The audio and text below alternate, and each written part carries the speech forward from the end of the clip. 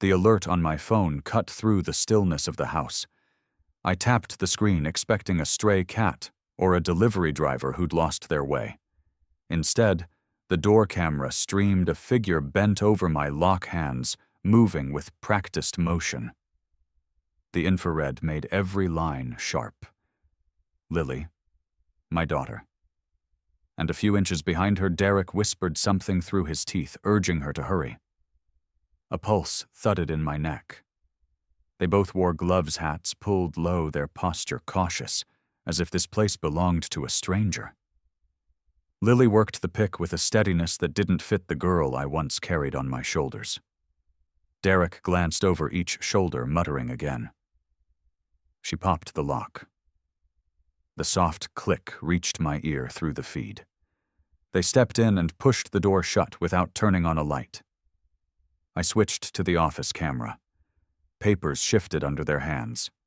Boxes moved, folders opened and tossed aside. Derek rifled through a drawer, barely glancing at what he pulled out. Lily leaned over the file cabinet, whispering, "Look for the savings book. It should be here." Derek answered, "Grab it before he figures anything out. He's slipping, won't even notice." Something in my chest tightened, that tone mocking certain. Lily pulled a packet from a folder and changed her voice, almost sweet. "Dad still trusts me," she murmured, as if reassuring herself. Derek snorted. "He trusts everyone.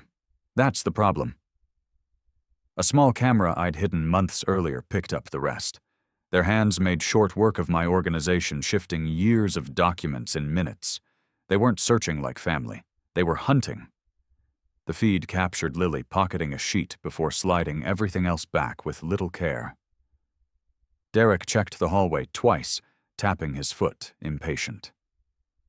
I watched without breathing.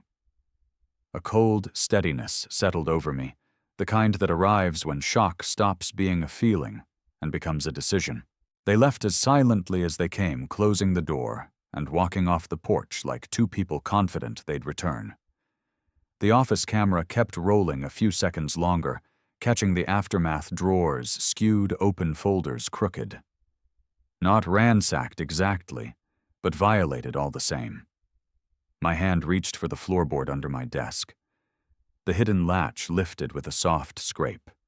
The old hard drive sat there waiting. I plugged it in and pulled up the raw footage frame by frame, confirming what I already knew. Morning routines usually ground me, but that day every movement felt measured, as if I were testing the strength of a bridge I'd crossed for decades. Coffee brewed, the mail got sorted, tools were lined back on the workbench. Nothing unusual on the surface yet, a weight sat under every task. The safe became my first stop. The steel door responded the same as always, though the dial carried a faint scrape, where someone had tried more than curiosity. A fingertip ran along the edge. The mark wasn't old. Whoever touched it hadn't known enough to get far, but they'd tried. My phone rang. Lily's name lit up the screen. Letting it ring a beat longer than usual, I answered. "Hey, Dad, how are you feeling today? You sounded tired yesterday." Her voice held an extra layer, something sugary that didn't come from concern. "Doing fine," I replied, keeping it even. "Just handling a few things around the house." She hesitated, then continued. "Well, if you need help with anything, Derek and I can swing by later. Maybe organize stuff for you." "Everything's covered," I said, not offering space for more. The silence on her end stretched awkward, strained before she uttered, "Okay, just checking in." The call ended with a click that felt heavier than it should. A trip to the security supply store gave me an excuse to step away from the house. Mariana Torres stood near the counter reviewing documents with the owner. Her posture straightened when she spotted me. "Alan Mercer," she greeted, folding a file closed. "Haven't seen you in a while. You working on something new?" "Something like that," I answered, picking up a pack of cable ties mainly to have something in my hands. She studied my face. Mariana never pushed, but she read people well. "You look like you've been carrying too much on your own again," she said. "I told you before, boundaries matter. Kids grow up, but some still expect their parents to carry their weight." A faint nod escaped me. "Some things came up at home." "Serious." "Enough," I said, leaving it there. Her expression softened. "If any of your old legal documents need a refresh, bring them by. A lot of folks forget that financial permissions can turn into leverage for the wrong person." "Noted," I replied. Back home, the urge to review last month's footage finally won out. The system held clips I'd ignored for weeks. One file after another loaded onto Lily appeared in several stepping inside, with a bag claiming she'd dropped things off when I wasn't around. She never took anything, just moved through the rooms, slowly studying shelves. File drawers. Another clip showed Derek's truck idling on the streetlights, off engine running. He stayed in the driver's seat, checking his phone, while she walked through the house as if checking inventory. A dull ache spread through my chest. Old conversations resurfaced her questions about my retirement account, whether I had enough saved, or if someone should help manage things before they get complicated. I'd mistaken it for concern. Now it lined up too neatly with everything I'd seen. A man can ignore warning signs for a long time if the alternative means admitting his family is capable of hurting him. But patterns don't lie. As the evening settled in, I gathered tools from the garage, new mounts, additional wiring, fresh batteries. The office received a second camera mounted higher and hardwired through the floor into the hidden drive. Years of security work returned in muscle memory. Every click of a connector felt like reclaiming control. The safe required more careful preparation. I installed a lock trap inside the mechanism, rare in residential settings, but effective. One unauthorized code attempt, and the gears would freeze, silently triggering a police alert. Just a line drawn where none had been before. Each screw I tightened became its own acknowledgement, not surrender recognition. Pretending things were normal had only opened the door wider for them. Another message from Lily. Something about stopping by again. I didn't open it. A final test showed perfect synchronization, enough preparation to stay ahead of whatever Lily and Derek were building toward. The porch camera pinged just after noon. A sedan I didn't recognize coasted to a stop near the driveway and lingered without its driver stepping out. It idled, eased forward a few feet, then stalled in place as if someone inside wrestled with a decision. 2 minutes passed before it drifted away, leaving nothing but questions. Instinct sent me to the garage. The drone sat where it always did, battery full. I pulled up its archived clips, and a familiar license plate flashed across the screen. The same sedan had circled the neighborhood weeks earlier, the day Derek showed up unannounced. Seeing it again tightened something low in my chest. My phone buzzed. Mariana had sent a document with a short note. "Property claims get messy. Keep your paperwork tight." Attached was a detailed file about relatives slipping into homes to locate deeds and financial records before attempting a takeover. Her timing was too exact to ignore.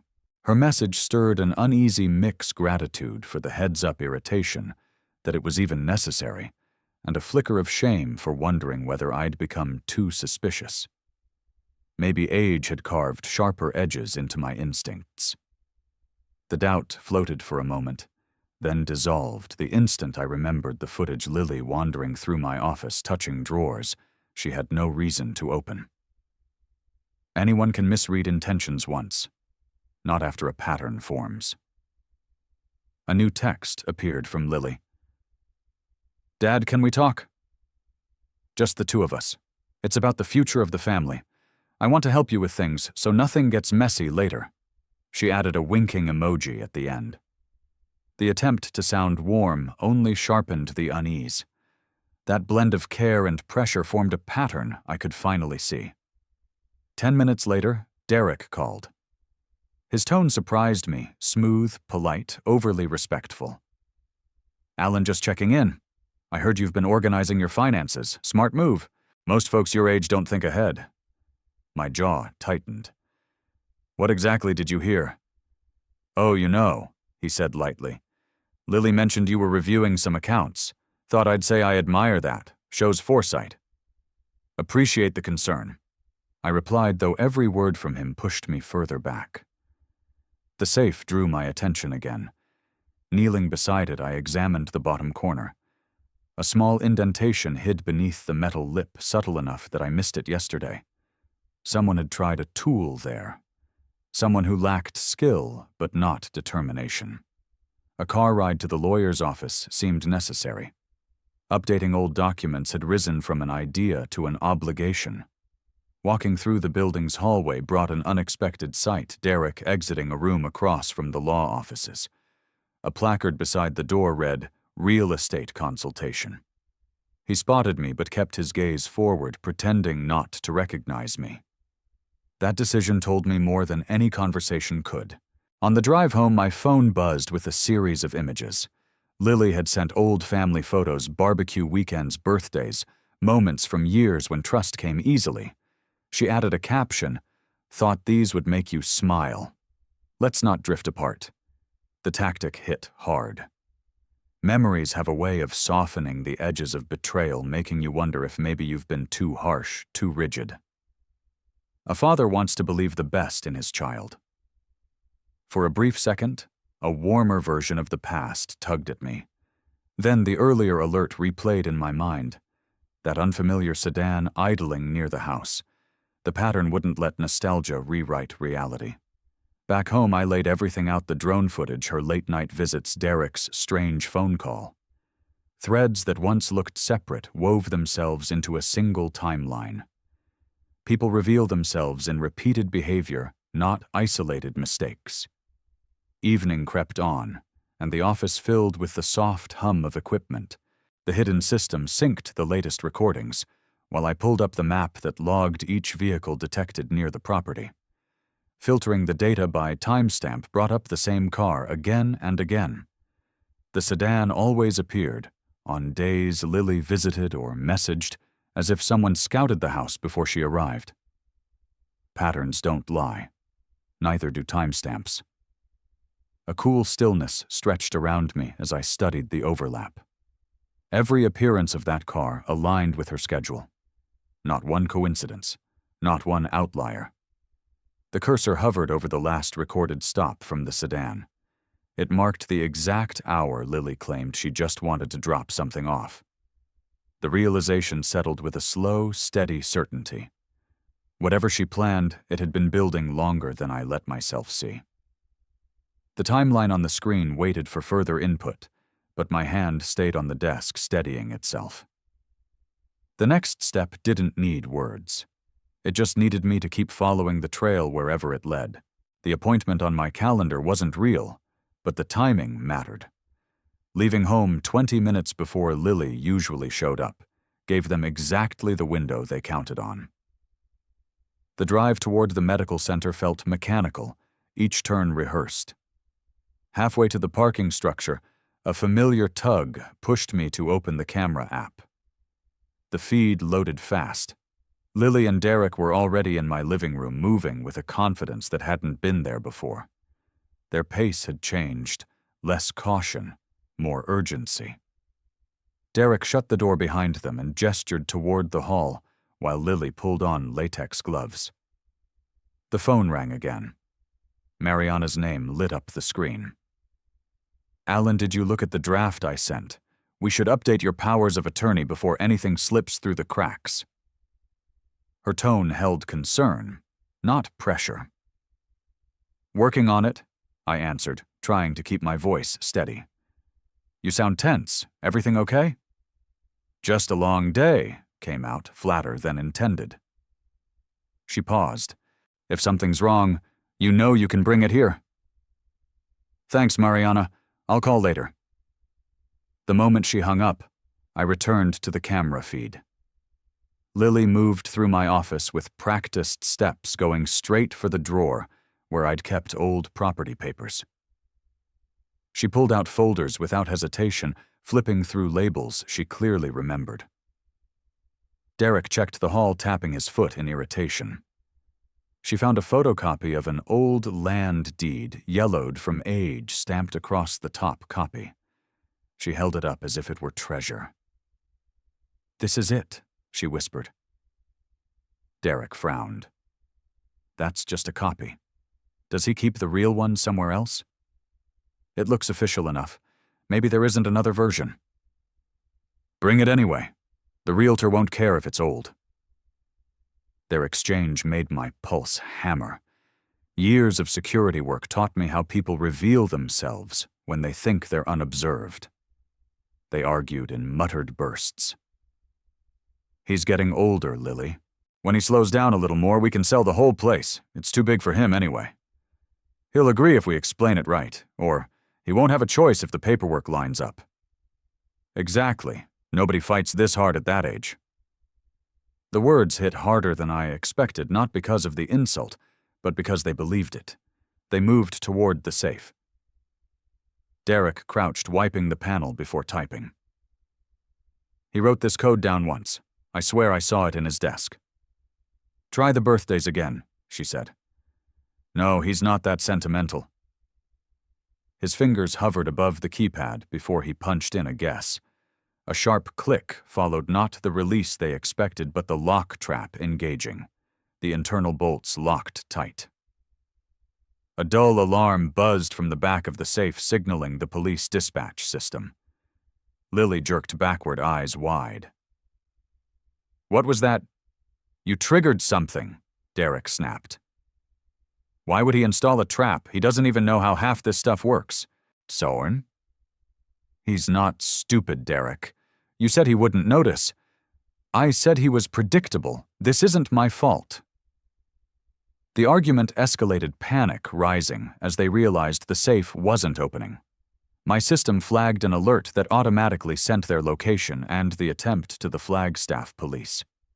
They had no idea officers were already being routed to the house. The office camera caught everything, every accusation, every admission, every moment Lily's face shifted from entitlement to fear. She clutched the copied deed to her chest, while Derek ran his hands through his hair. Within minutes, red and blue lights swept across the porch. A voice from outside ordered, "Step out where we can see you, hands up." Lily's knees buckled. "Derek, what do we do? Just act like this is a misunderstanding." How they saw us break in. "They didn't see me? They saw you? You picked the lock." Her expression broke in a way I'd never seen. The betrayal between them surfaced faster than any betrayal toward me. Officers instructed them to sit on the floor, hands visible. Neither resisted. The alarm inside the safe had already transmitted everything. The feed displayed the moment Lily set the deed down with trembling fingers, and Derek muttered that they just needed the paperwork before the old man made things difficult. Another call buzzed against my palm. The dispatcher's voice came through first. "Mr. Mercer, this is Flagstaff PD. Your security system alerted us to a break-in. 2 individuals are detained at your residence. We need you to return as soon as possible." "I'm on my way." My steering wheel turned before the words left my mouth. The drive back felt slower than it should have, though the speedometer climbed steadily. The only thought cutting through the noise was simple and solid. This time I wasn't guessing. I wasn't imagining patterns. Patrol lights pulsed across my driveway when I pulled in. Officers stood near the porch. 2 more waited in the living room with Lily and Derek seated apart, like strangers who happened to land in the same disaster. Lily's shoulders shook. Derek kept his jaw, tight arms crossed, as if he were the injured party. One officer approached me. "Mr. Mercer, we need your cooperation with the system code so we can verify the recordings." "Of course." I answered, following him to the control panel. The steps came naturally. Enter the master PIN. Unlock the archival menu, authorize external access. My voice stayed even almost detached, as I explained each prompt. Not a single accusation left my mouth. There was no need. The footage could speak without me.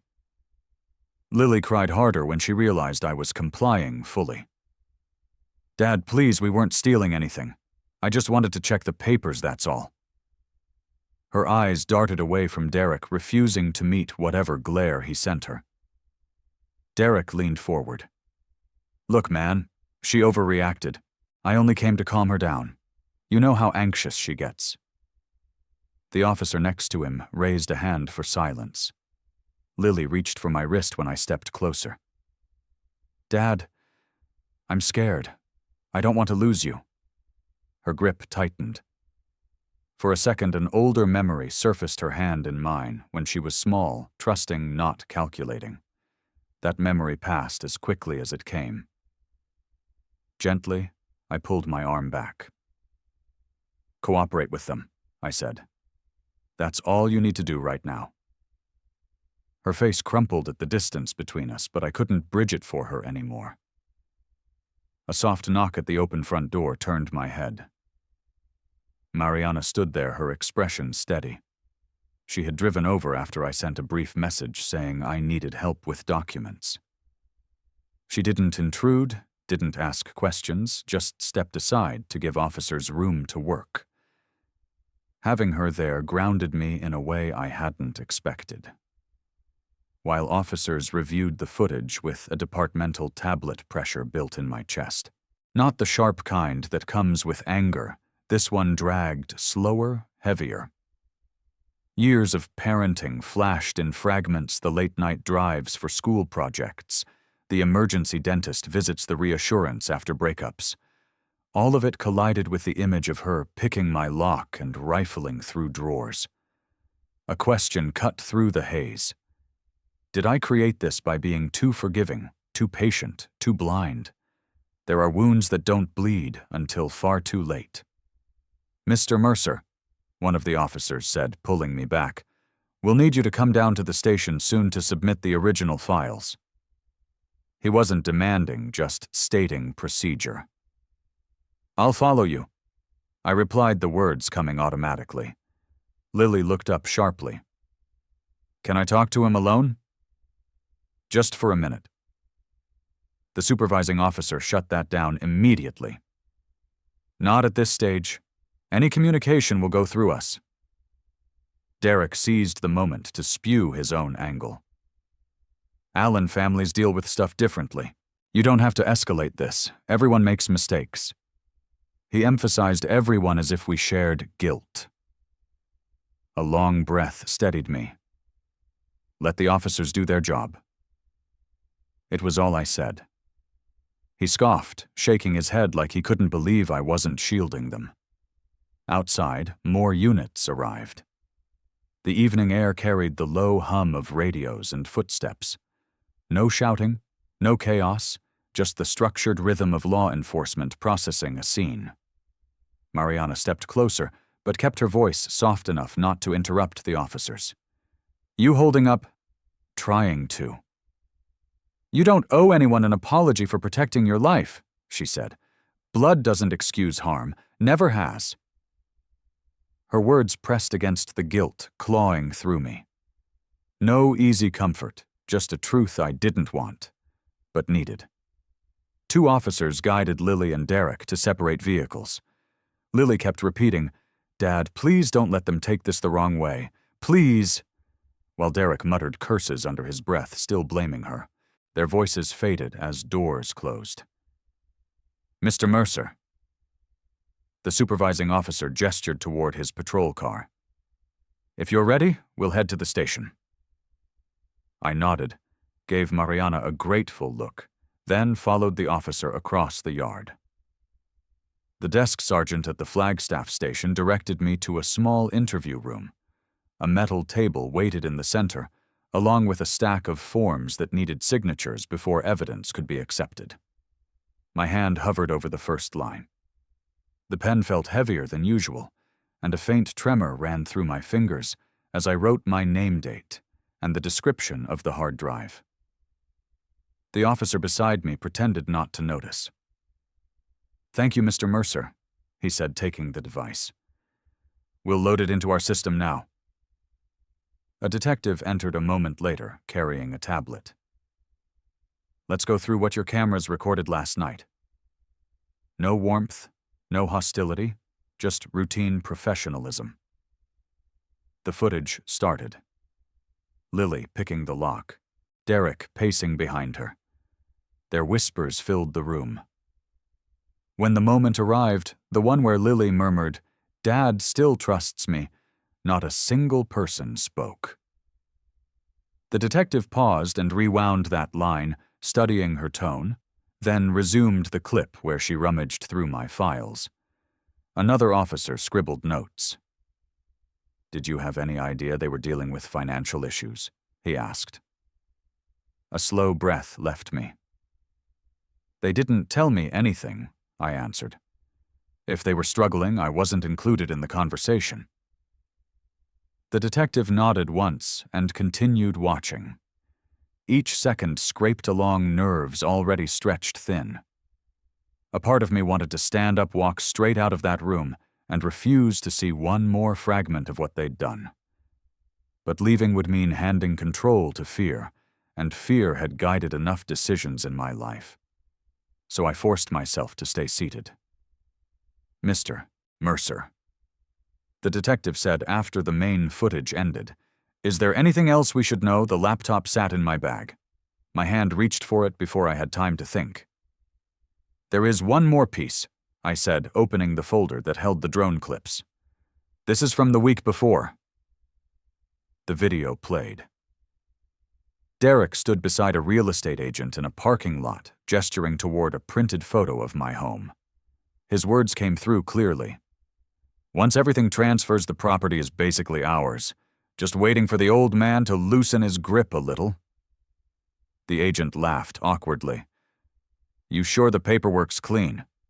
"Clean enough," Derek replied. The detective tapped the screen. "Audio analyst, can you isolate his voice?" A technician nearby worked quickly. A waveform appeared, digital markers lining up. "Voice matches the one from the break-in footage," she confirmed.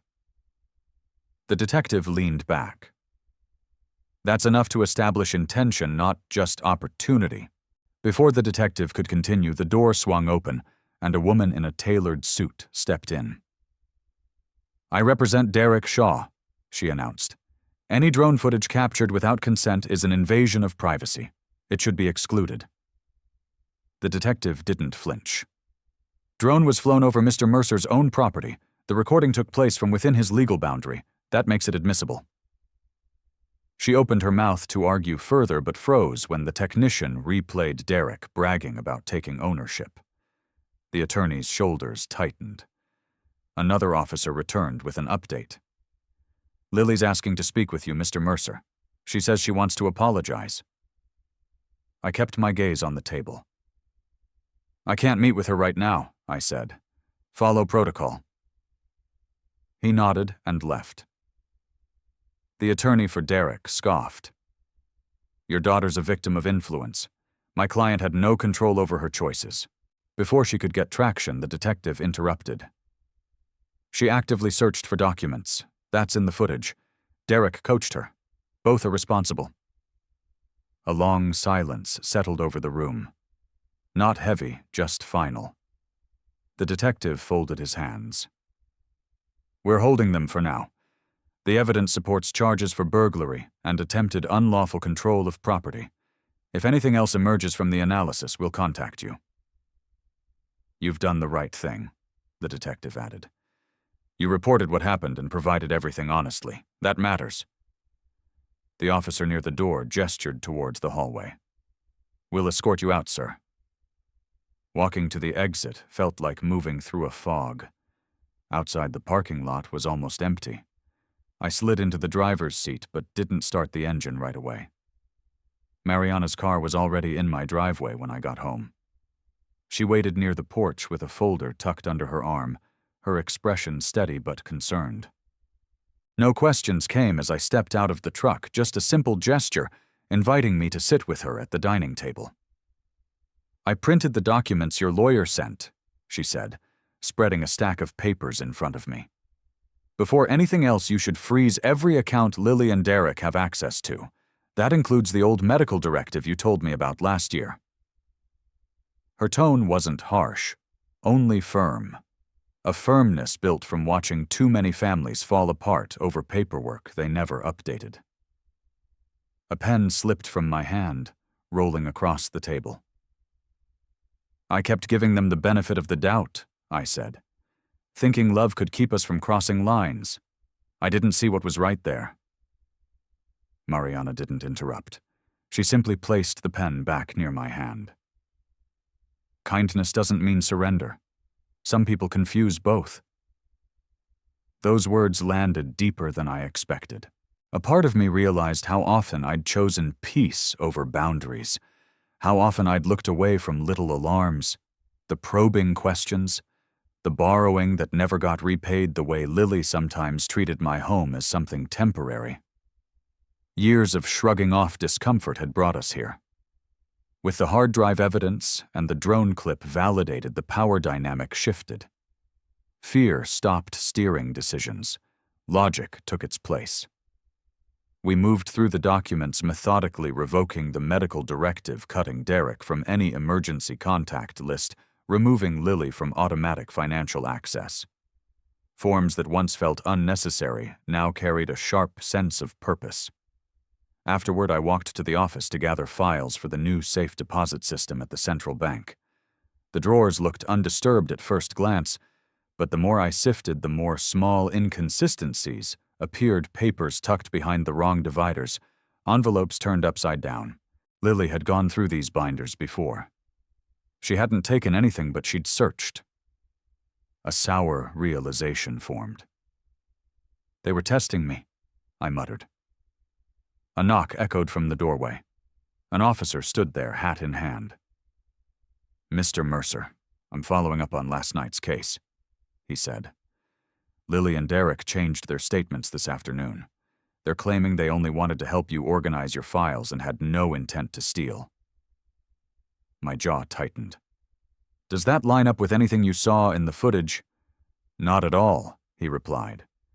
"Their stories contradict each other, and the recordings."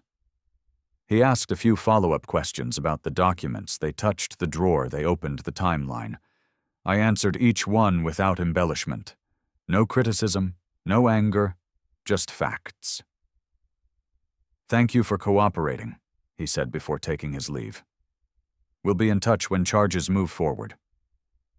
Mariana stepped into the hall after he left. "How much more are they going to twist this?" "I don't know," I said. "And I don't need to know. The law can handle the twisting." She studied me for a long second. "What's your plan now?" The answer wasn't dramatic. "Keep putting things where they should have been from the start."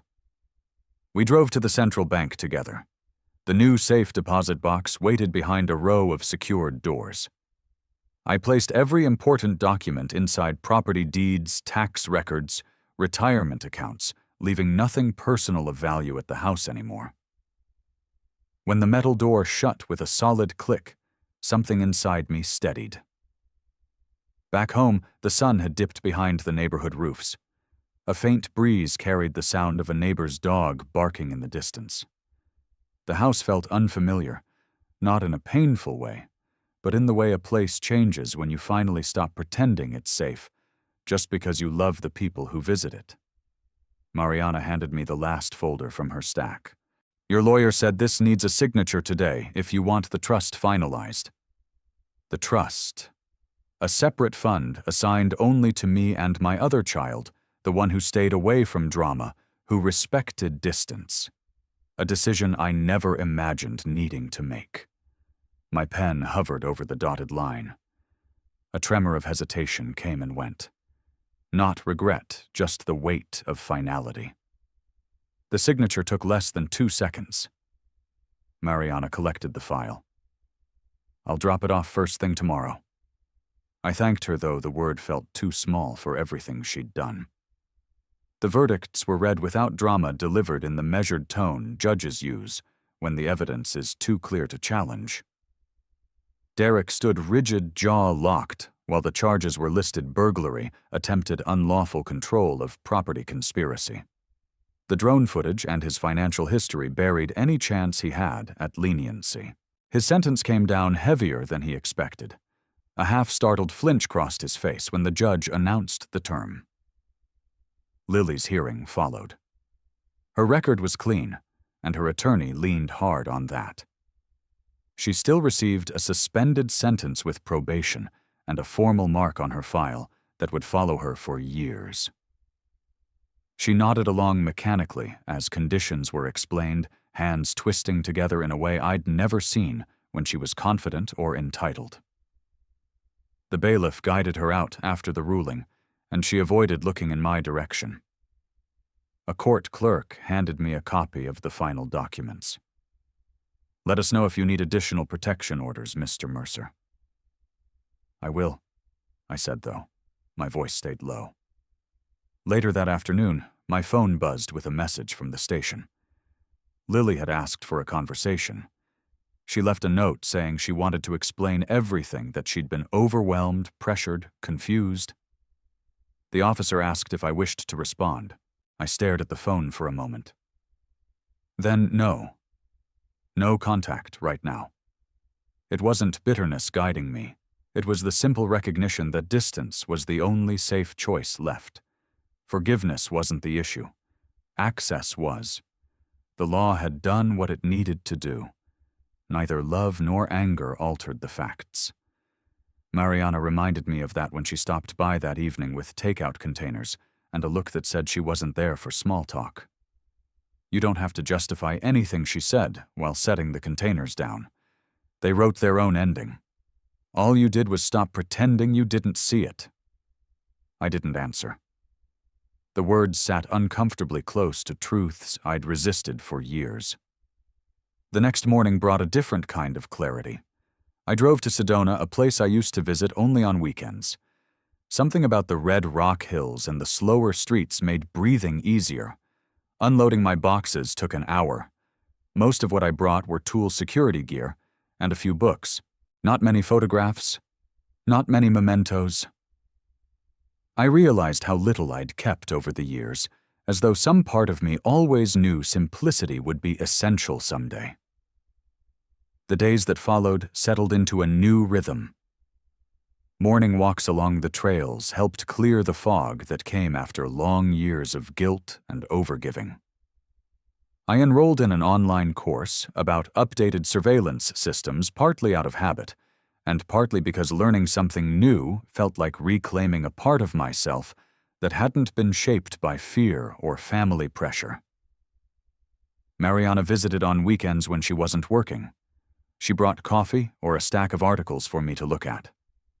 Conversation stayed light news, local stories, the absurd things people tried to get away with legally. Neither of us mentioned Lily or Derek. The silence wasn't avoidance. It was respect. One afternoon, she stood at the doorway before leaving.